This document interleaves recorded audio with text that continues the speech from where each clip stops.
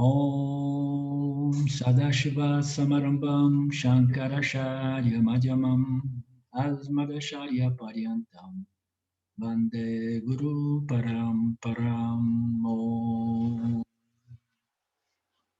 Om Shanti, Shanti, Shanti. Om. Eu estou aqui com a Betânia.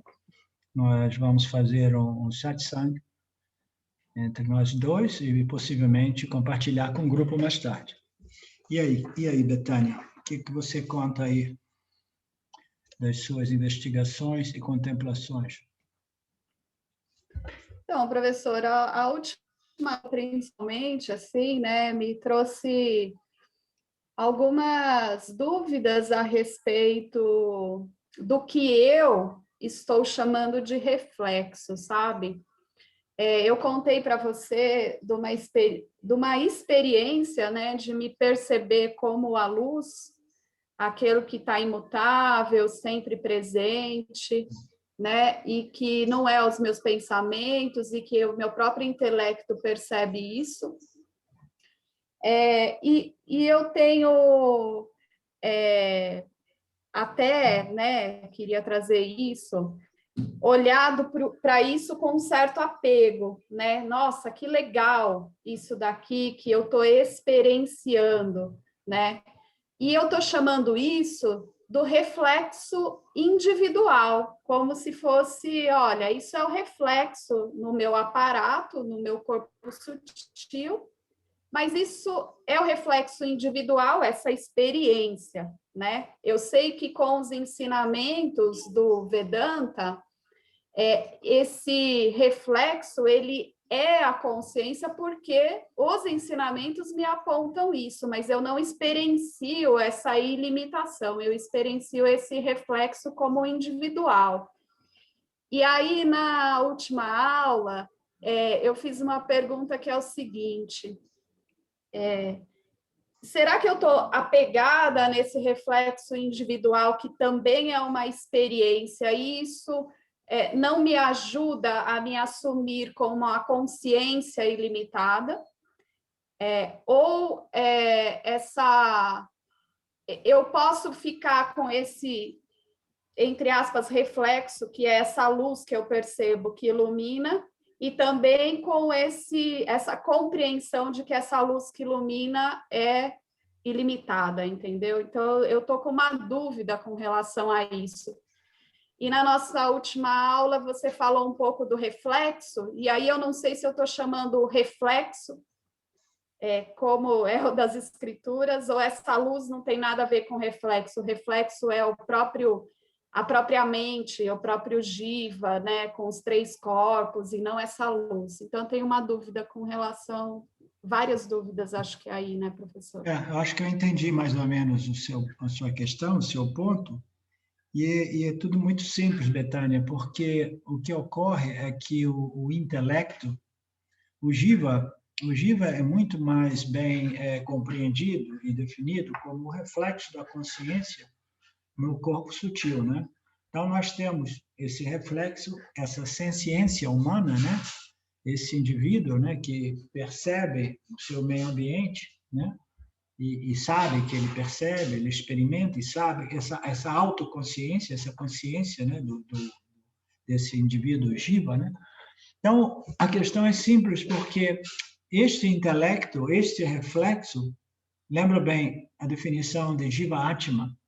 O Jiva Atma, ele pode ser apreendido e compreendido como simplesmente uma constituição, um complexo corpo-mente, definido por seus atributos, suas qualidades, seus talentos, suas condições, né?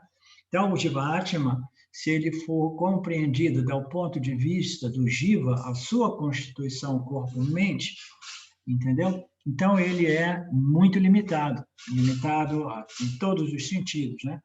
Mas se o Jiva Atma ele for compreendido do ponto de vista do Atma, do ser, da senciência que ele desfruta como Jiva Atma, entendeu? Se você compreender a sua natureza jívica como o Atma do Jiva, então não existe diferença entre o reflexo e a consciência original. Então, esse reflexo que você está confusa, ele pode ser visto tanto como um mero reflexo e que possui uma vida própria, uma consciência própria e que, a propósito, é uma consciência, uma vida, uma existência limitada, ou ele pode ser apreendido como a consciência original, porque, fundamentalmente, não existe diferença entre, entre uma imagem dentro do espelho, entendeu? Então, o corpo sutil, você tem uma imagem, você tem o reflexo da imagem, tudo isso, entendeu? É parte de um fenômeno, né? Um fenômeno único. Então, quando a gente diz que o Jiva-Atma é Paramatma, a gente precisa compreender isso do ponto de vista que o reflexo, em realidade, é a consciência original, entendeu? Ela se reflete no aparato refletor. Então, quando você diz que você experiencia esse reflexo e você compreende que o reflexo só é um reflexo devido à sua natureza original, entendeu? Qualquer que seja o objeto refletido na superfície do espelho, ele é um reflexo fiel do objeto, entendeu? Então, a gente pode saber que essa consciência refletida é um reflexo fiel da consciência original. Ela se reflete no meu intelecto, eu a experimento como senciência, e eu percebo que existe um fator que não se modifica, que não faz nada, que é esse princípio consciência, esse princípio testemunha, que tem dois aspectos. Tem a testemunha que ela percebe, né, experiencialmente a sua existência como esse reflexo, essa testemunha experiencial, né? Mas ela compreende também a sua natureza, que não é realmente experiencial e que só pode ser obtida através do jnana, da compreensão, né? Então, esse Jiva-Atma que você está se identificando sempre mais e mais, que você desenvolveu até mesmo uma certa orgulho, né, de estar, né, curtindo e vivenciando esse reflexo, etc., entendeu? Isso tudo é natural, né? Então, esse reflexo que é experienciável, ainda assim é um reflexo, entendeu? É um reflexo, porque a consciência original, ela não pode ser experienciada, ela não experiencia nem pode ser experienciada como um objeto de experiência em dualidade. Ela pode ser experienciada, sim, como a nossa própria natureza. Aí você experiencia a sua consciência, entendeu? Como é que se experiencia ela, Betânia?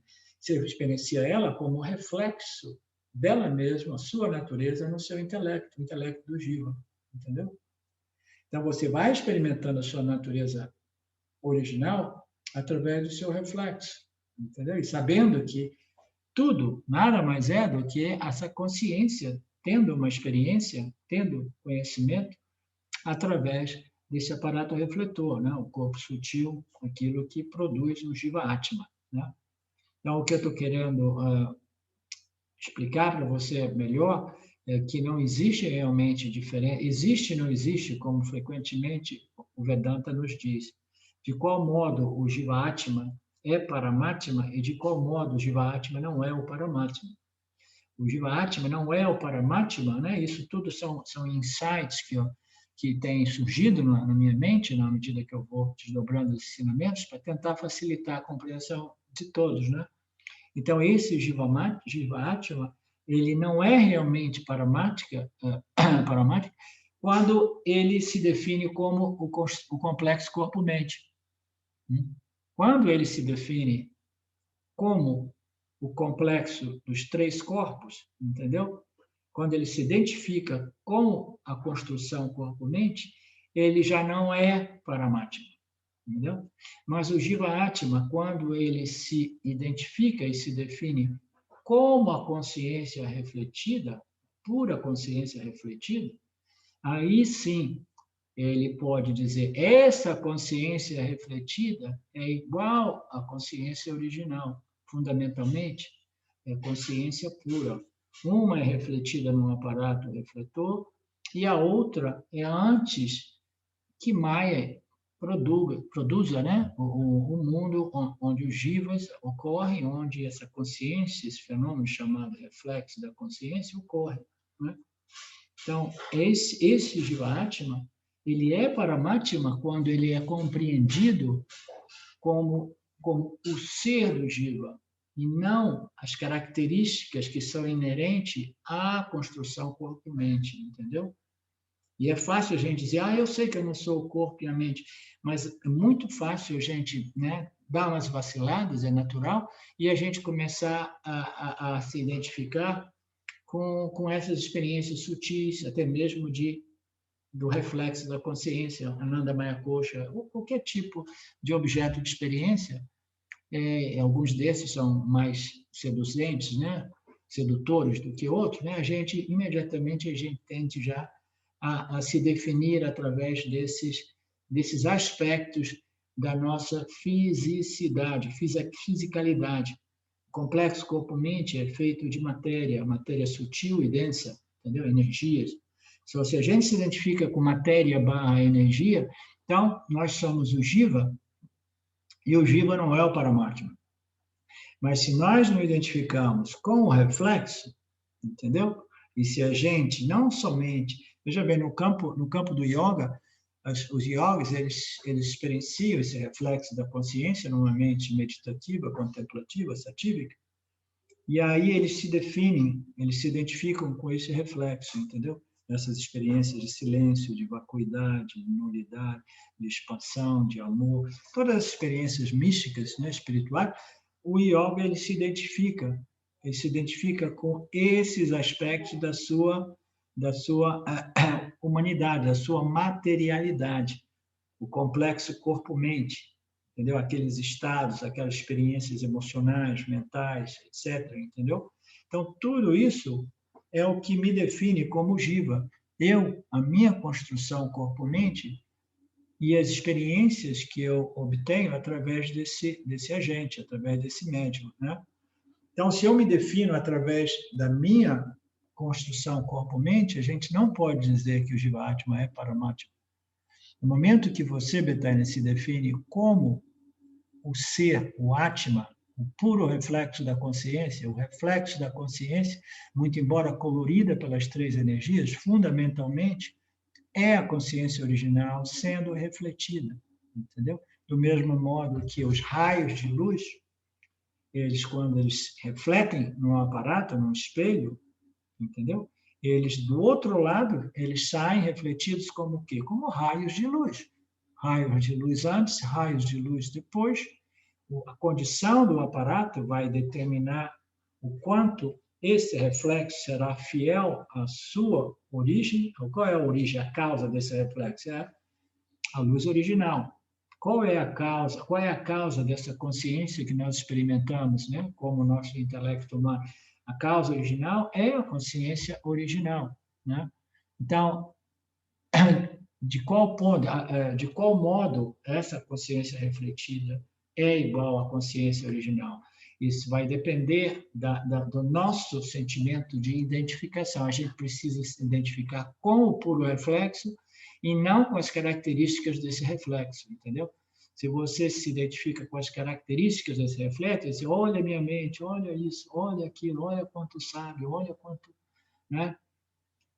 Então, a gente fica preso, né, nessas características que são efeitos de Maya, né, da nossa configuração corpo-mente, as experiências que nós obtemos a partir dela, entendeu?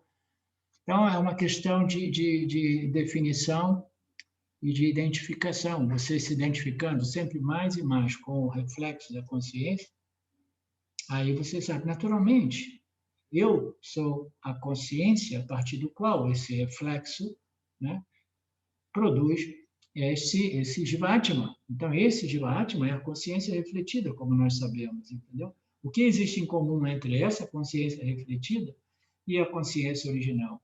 Consciência, né? A consciência do Jiva, ela vai estar misturada com as propriedades de Maya, mas ainda assim, sua pureza é a consciência.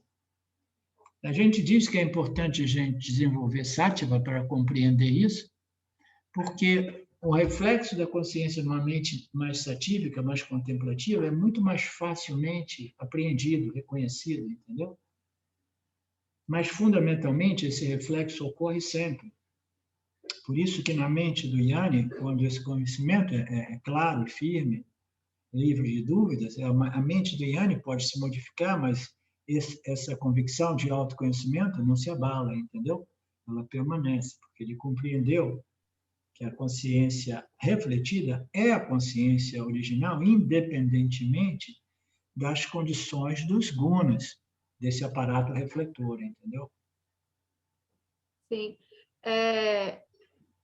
É ótimo, professor, tudo isso.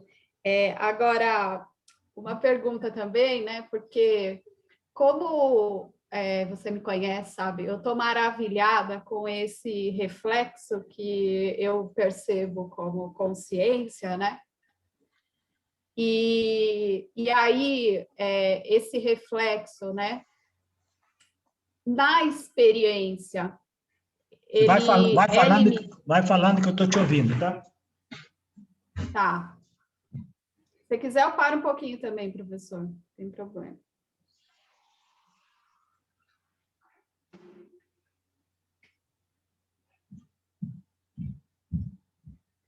Aí, professor, esse reflexo, né, esse maravilhamento de, nossa, então, realmente eu sou essa consciência, né? Esse maravilhamento, assim, que eu experimento em Nietzsche, eu fico até preocupada o quanto isso pode me limitar a não assumir a consciência original, porque eu fico ali e eu falo, putz, é legal, eu experiencio a consciência original, é como, poxa, isso eu não vou conseguir experienciar, apesar que você falou, né, que eu consigo quando eu assumir a minha consciência, a minha identidade como original, mas eu quero avançar como aluna, sabe? Eu não quero ficar presa nessa experiência maravilhada com esse reflexo que está na minha mente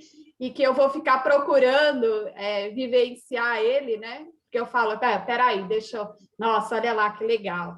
Nossa, olha lá que legal. E fico fazendo isso em mim, entendeu? Não sei se não, por um tempo ou se eu me apego a isso. Não, isso é natural, eu conheço bem. Eu também media, quando o auto-reconhecimento ocorreu para mim, eu media esse conhecimento através desse reconhecimento cognitivo do reflexo, entendeu? Eu ficava de novo procurando, cadê o reflexo? Ah, estou aqui, eu sou essa consciência, entendeu? Eu sei exatamente, isso é natural. Parece uma coisa de louca, né? Cadê o reflexo? Ah, tá aqui, deixa eu fechar o olho, puta, já vi aqui. Tá sempre presente mesmo, é imutável mesmo. Nossa, que louco. Mas eu fico preocupada com isso, me traz a limitação, entendeu? Da experiência e não o assumir a consciência original, que daí... O que está faltando para você? Sentido. O que está faltando para você é simplesmente deixar claro, fica muito claro para você de que o autoconhecimento ele é um conhecimento direto, imediato a respeito da sua real natureza, da natureza do Jiva Atma, né, como Atma, como ser puro, né? E esse autorreconhecimento, ele não é realmente uma experiência. Toda essa experiência do reflexo, ela serve de apoio, entendeu? Ela serve de apoio para a gente perceber que essa consciência é que está nos concedendo a senciência humana, entendeu? Que a minha senciência, a minha capacidade de conhecimento cognitivo, etc., é toda ela derivada dessa consciência original. Então, a gente fica curtindo esse reflexo e isso é parte desse processo, desde que você saiba que a sua real natureza é a consciência original, que não é diferente do reflexo, mas é diferente do reflexo, entendeu? Porque o reflexo ele pode acabar se tornando um ego muito sutil, um ego espiritual muito sutil, entendeu? A gente vê isso no mundo do yoga, principalmente, aquele assim, não, eu sou essa mente satívica, eu sou essa mente contemplativa, eu sou esse conhecimento, né, sátiva, essa clareza, entendeu? Essa bem-aventurança, esse bem-estar de sentir a minha consciência, né, refletida. Então, tudo isso pode se desenvolver um ego sutil, entendeu? Mas eu não creio que isso seja um perigo para você, porque você é uma pessoa íntegra, uma pessoa honesta, uma pessoa transparente, e você é uma pessoa associada a uma tradição, uma sampradaya, um professor, entendeu?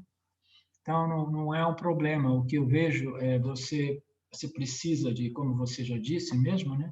Você precisa compreender que esse conhecimento ele não é algo que possa ser experienciado.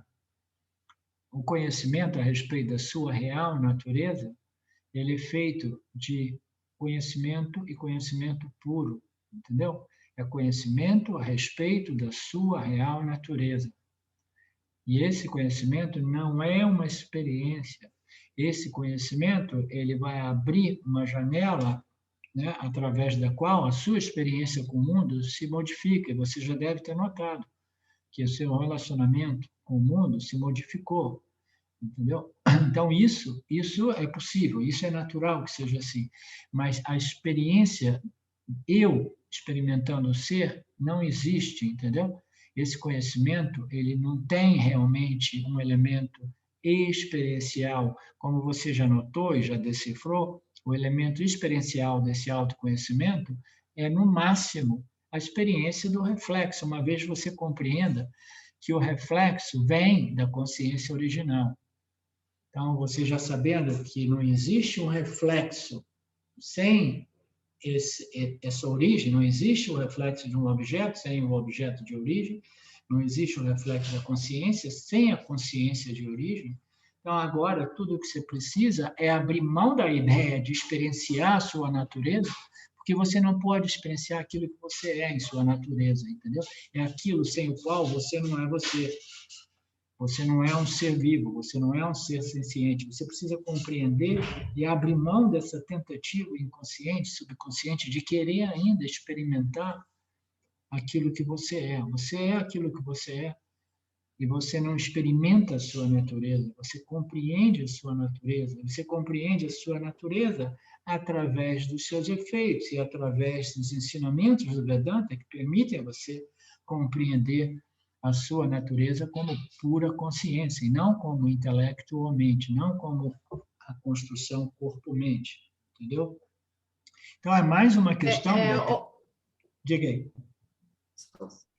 Não, eu ia falar que ontem eu estava lendo um texto que o Paramahansa, um daqueles que o Gustavo traduziu, que o Paramahansa estava comentando, e aí ficou forte uma frase assim, que estava dizendo assim, eu sou a consciência e fique quieto. Como se, tipo, termina a frase aí, né? Eu sou a consciência e fique quieto. Tipo, termina a frase, não tem mais nada, né? O conhecimento... Porque esse complemento é o que é o experiencial que a gente quer colocar, não é? Tipo, eu sou a consciência e aí quero complementar mais coisas. Sim, não sei, me fez sentido, assim, foi até um impacto, assim, quando eu ouvi, entendeu? É impactante. Isso significa dizer que se você já compreendeu que você é a consciência, entendeu? Aí basta. A única coisa que falta é reivindicar a sua real identidade como consciência, entendeu? Aceitá-la, né? Abraçá-la. E por que não abraçá-la, entendeu? Porque ela não é um agente experienciador e eu não posso experienciá-la. Não, você experiencia ela, sim. Porque a cada momento, né, da vida desse jiva, você experiencia a sua natureza, a consciência, mais os objetos de experiência, né, que Ishvara te concede, né? Então você experiencia sempre a sua consciência, mas você não a experiencia, Betânia, objetivamente, mas você a experiencia como a sua natureza, entendeu?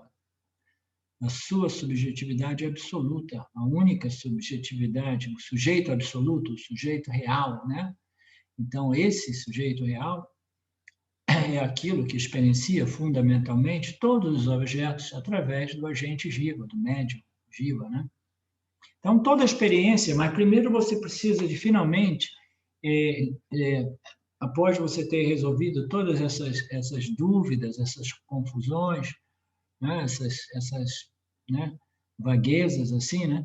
Você vai clareando tudo isso, aí você chega a um ponto em que você fala, ok, eu estou convencida, estou satisfeita, então eu sou a consciência. Esse estágio final do autorreconhecimento, uma vez ele foi abordado por Swami Paramarthananda como dizendo, né, esse estágio final, que é um processo só de reivindicação, claiming, claiming, claiming. Claiming significa reivindicação, entendeu? Você, todo tempo, a qualquer momento, sempre que surge uma dúvida entre a sua identidade, sua natureza primária e secundária, você claima, você reivindica a sua primária, diz, não, eu sou essa consciência. Entendeu? Então, é claim, esse é o estágio, é o último estágio. É o que falta mesmo para mim.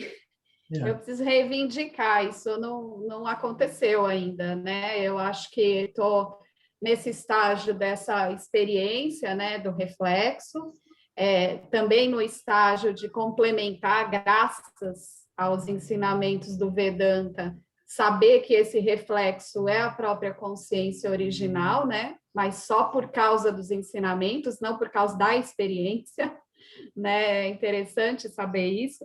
Agora, reivindicar a minha natureza, em alguns momentos você até me disse assim, Peraí, e até na última aula.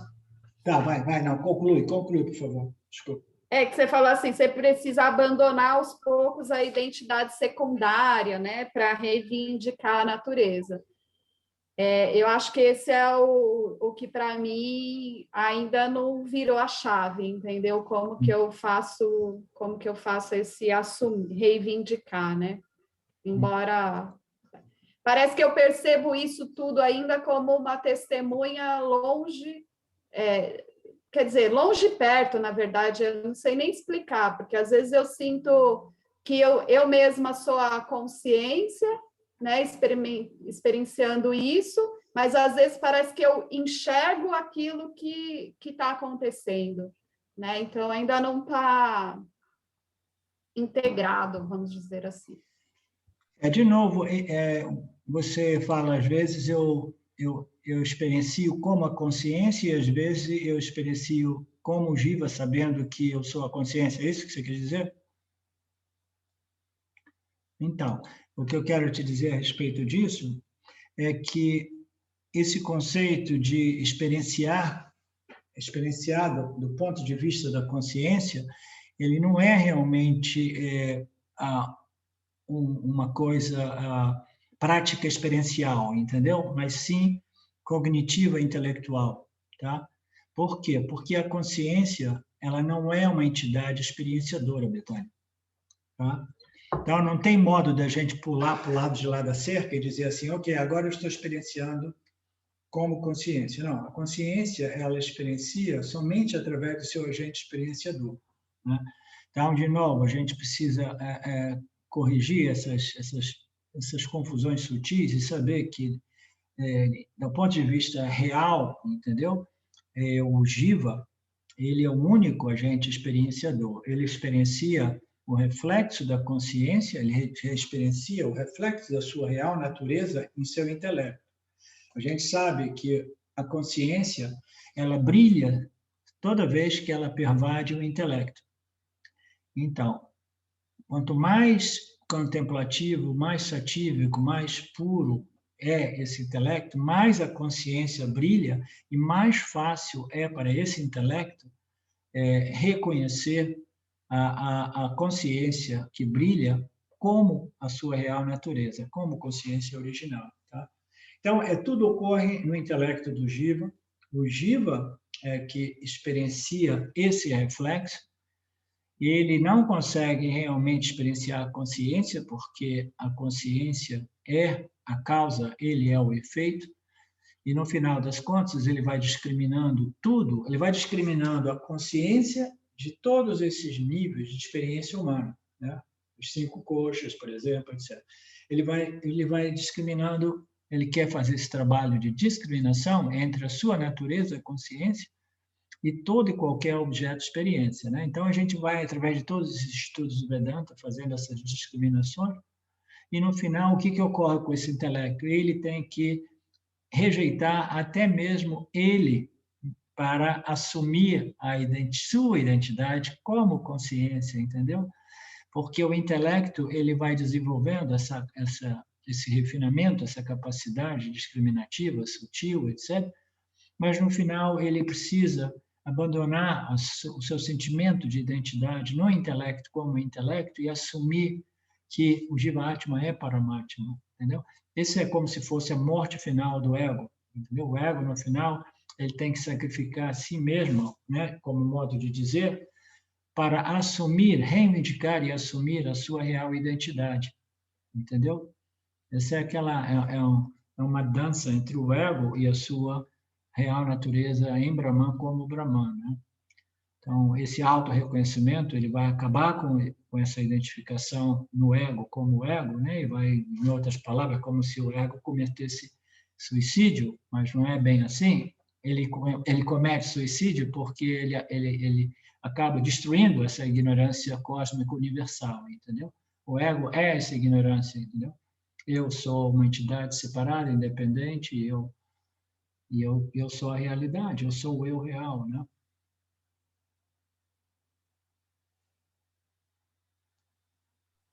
Sim, faz todo sentido. Esse rejeitar, né, o intelecto que está no comando aí. Isso é tudo muito gentil, tem que ser feito muito gentilmente, porque o intelecto é o nosso melhor amigo, como eu costumo dizer, é o instrumento através do qual esse autoconhecimento e a libertação do samsara pode ocorrer, entendeu? Então, a gente não precisa de sair por aí tentando destruí-lo, né, prematuramente, entendeu? A gente tem que trabalhar junto com o intelecto, né, a consciência, né, trabalhando com o seu intelecto, o jiva, né, vai desenvolvendo, purificando, até que o jiva, ele, numa linguagem dualística yogic, ele se funde na consciência, né? Ele transcende a sua ignorância e se funde na consciência como consciência, né? Numa linguagem yogic.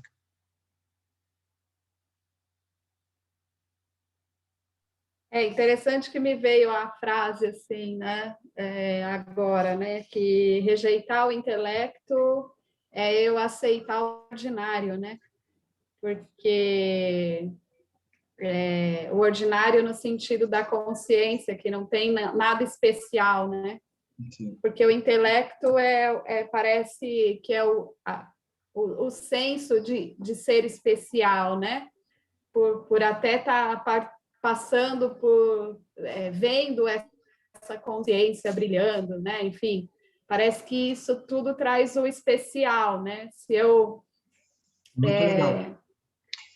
Então, se eu rejeito esse especial, parece que fica o que é o ordinário, que é o comum, que não tem nada, que é o todo mesmo, né? De tudo, ou não dual, né? Sim. Então, esse sentimento de especialidade do ego, do intelecto, né? Ele é uma coisa que são os resquícios de ignorância do ego, né? O ego é fundamentalmente a ignorância. Na medida que o ego vai se refinando, se purificando, ele vai se tornando simplesmente um instrumento de conhecimento. Ele vai conhecendo, né? Vai extraindo conhecimento da vida e ele vai desenvolvendo um sentimento de ordinariedade, de como é que se diz, de humildade natural, entendeu? O intelecto sábio é um intelecto humilde, entendeu? Porque ele sabe que no final das contas não existe nada de especial em ser a consciência, né?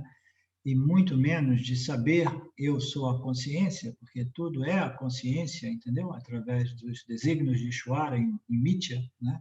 Possibilitando esse conhecimento para a consciência, apesar de Mitya, né? Então, o intelecto, ele no início, ele possa desenvolver ainda esse sentimento de vaidade, especialidade, Mas tudo isso vai gradualmente se desenvolvendo, se dissolvendo, né? Diminuindo, etc.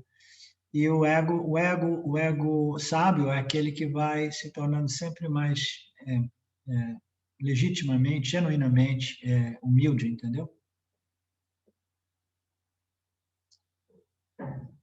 Então, nada para se preocupar a respeito disso.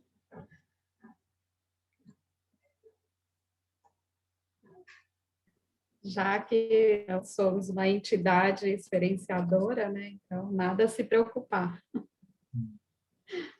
Não, Foi ótimo, nada a se professor. preocupar a respeito desse processo, entendeu? Esse sentimento, né, de que eu sou o Jiva, e dentro desse processo vedântico, o Jiva, ele vai se tornando um Jiva mais sábio, mais sábio, mais sábio, e vai inevitavelmente desenvolvendo um sentimento, né, uma arrogância sutil de que eu sou um Jiva sábio. Então, aí, de novo, a identificação com o Vijnana Maya Kosha, entendeu?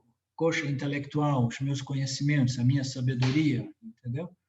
Então, isso é parte desse processo, e é isso que eu quis dizer, nada a se preocupar, você vai se tornando mais e mais consciente desses processos, dessas tendências, e você vai vendo isso como simplesmente mais ilusão, mais fantasia, e vai rejeitando, né? Vai simplesmente discriminando, dizer, não, eu não sou esse intelecto sábio, eu sou a luz que o revela, né? Eu sou a consciência que o ilumina e o revela. De novo e de novo, você vai discriminando você, essa consciência iluminadora, né? Daquilo que é revelado por ela, né?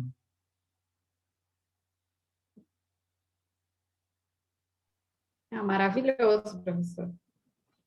Isso aí. Graças a Deus, outro dia, graças a Ishvara, né? Outro dia o Alex colocou um gráfico, né, sobre a devoção. É muito lindo, assim, né? E vai falando os estágios, assim, né? E eu lembro que esse gráfico eu vi pela primeira vez, a primeira vez que eu conheci você, que foi no seminário, que falava sobre o relacionamento pessoal com Deus e depois qual era o avanço para o relacionamento impessoal, depois quando se está no Karma Yoga, o Upasana Yoga, e depois a não dualidade, essa evolução, né? E até falei para o Alex, né, que quando a gente tem mesmo os ensinamentos e um professor qualificado, a gente é capaz de ir vendo o progresso, né?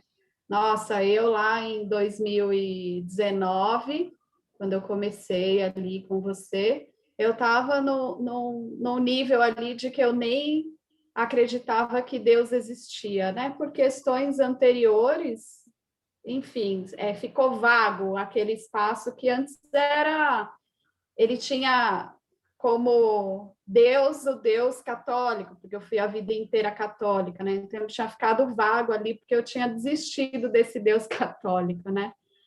E aí depois fui assumindo Ishvara, aí tem os ensinamentos, é tudo um processo mesmo. E a gente vai vendo que só o conhecimento mesmo, eu não precisei fazer nenhuma outra ação, só o conhecimento mesmo, né, a compreensão, a gente já vai passando os estágios, né, de um para o outro, de um para o outro. Então, isso que me aconteceu há pouco tempo, dessa percepção experiencial até sobre a consciência, a luz, o brilho, né? Também não foi nenhuma prática que eu fiquei ali fazendo, né? Foi por meio do conhecimento mesmo, do estudo, tudo, né? E é muito rico estar no Vedanta Brasil. Queria até trazer esse depoimento, assim, com você como professor, como mais com os outros dois colaboradores, o Alex e o Fábio, e a gente vai vendo que a gente vai progredindo, né? Eu não tenho a pretensão de né, falar assim, ah, olha, já sou autorrealizada, ou já tenho moksha, ou alguma coisa assim, porque eu estou vendo isso como natural e progressivo, né? E é um estudo que vai demorar minha vida inteira, espero aí. Não para chegar lá, mas também tudo bem, eu já estou colhendo os frutos. Mas eu queria dizer isso também, né, professor, que participar de todas as aulas, fazer esse processo, não precisa fazer mais nenhuma ação. É como se fosse assim, a compreensão já muda a sua Assim, experiência no dia a dia sim, sim. e a gente vai progredindo, né? Esse é um bom ponto, porque muitas pessoas chegam no Vedanta, mas eles ainda permanecem divididos entre as yogas da ação e a yoga do estudo, contemplação e compreensão. Eles ficam ainda com um pé, cada pé num daqueles mundos, entendeu? E você está dizendo uma coisa bacana, que gradualmente você abandonou tudo e a sua confiança, né? Nesse processo cognitivo, né, de compreensão, que é todo ele prático, porque é todo ele baseado na análise não bem examinada de nossas experiências, né? Então, você confia, agora você tem um shraddha, uma confiança nesse processo total. Por quê? Porque você colocou a teste e viu que os resultados são inevitáveis, naturalmente, dependendo das qualificações de cada um de nós, né? Então, isso é um depoimento bacana. O conhecimento é tudo, né?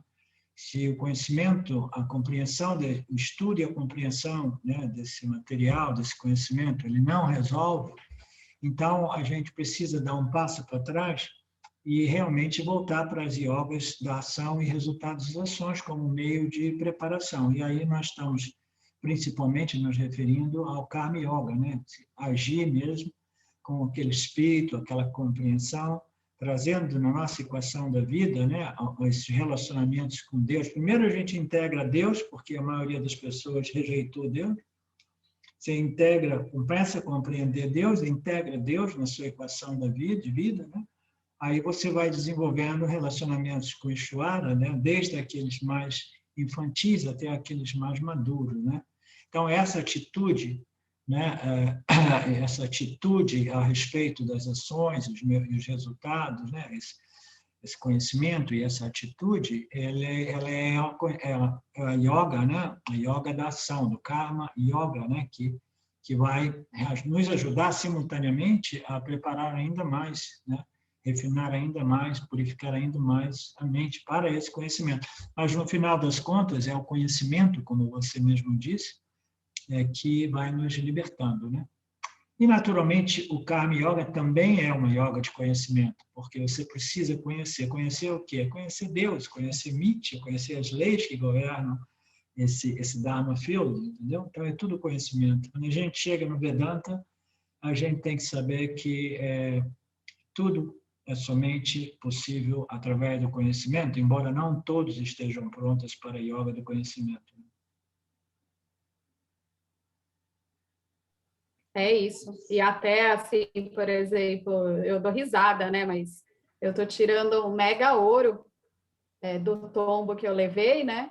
Porque Ishvara fez eu ficar ali sentadinha satívica para eu poder estudar até mais, né? Eu falei, caramba, Ishvara, só porque eu tinha olhado isso ali no Panchadasi, no seminário, você falou, agora você vai dar um mergulhinho. Aí eu tô dando um mergulho.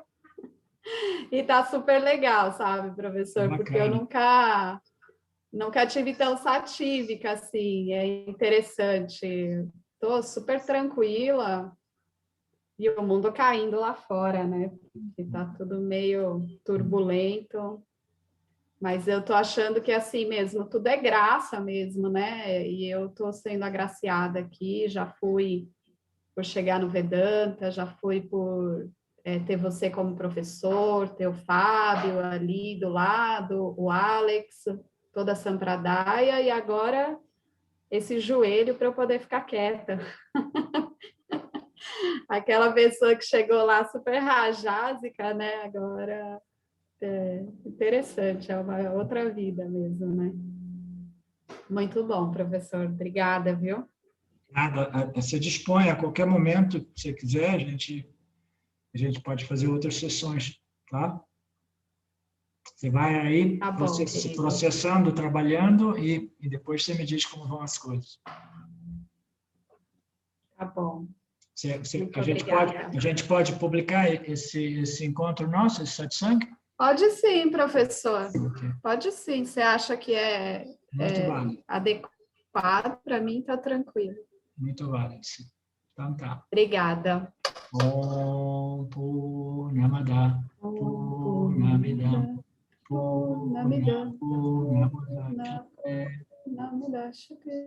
Purnasya Purnamadaya Purnameva Vashishyate. Om Shanti Shanti Shanti. Ok? Tchau, querida. Um prazer enorme. Até a próxima, então, tá? Até a próxima, professor. Tchau, querida.